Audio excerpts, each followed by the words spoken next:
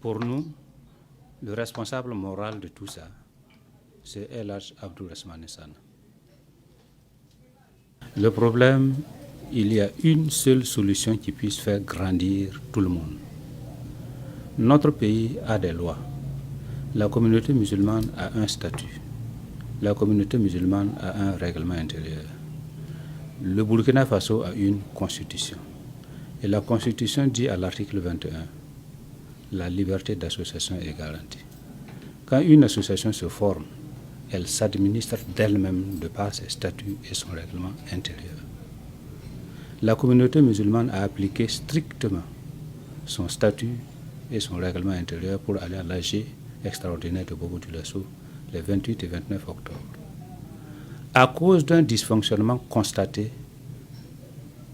dysfonctionnement dont El Hadj Abdou Rasmane, alors président, est pleinement responsable. Un seul point. Les statuts disent, à l'article 10, relativement au fonctionnement, le bureau exécutif doit se réunir une fois par mois. Ce sont des réunions statutaires. Nous avons fait plus d'1 an sans réunion. Les provinces n'en pouvaient plus.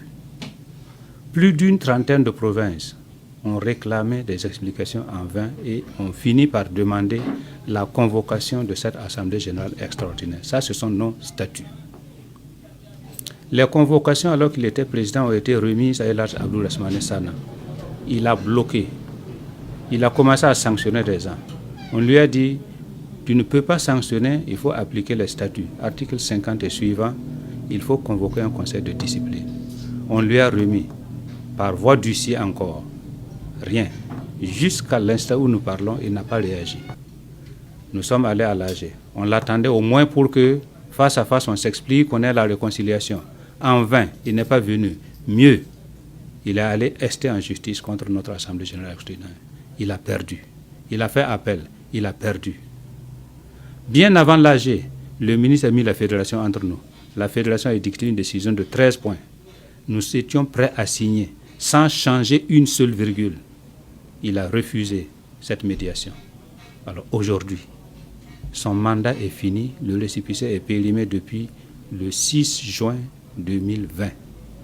Nous avons demandé notre récépissé le vendredi 8 novembre 2019. Et l'article 13 de la loi 64 du 20 octobre 2015, voté par le CNT, dit à cet article 13, passé 60 jours, le silence de l'administration vaut récépissé. Et l'administration est obligée de donner le récépissé pour qu'on publie au journal officiel. Nous attendons notre récépissé. Si l'administration nous donne le récépissé, nous allons trouver la formule pour qu'ensemble nous puissions retravailler ensemble.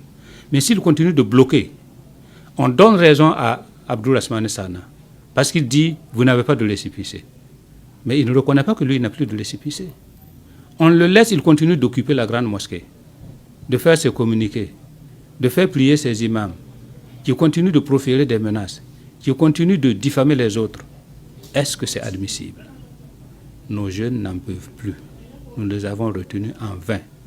Maintenant, ce qui s'est passé vendredi avec le grand imam a excédé notre jeunesse et elle a pris ses responsabilités.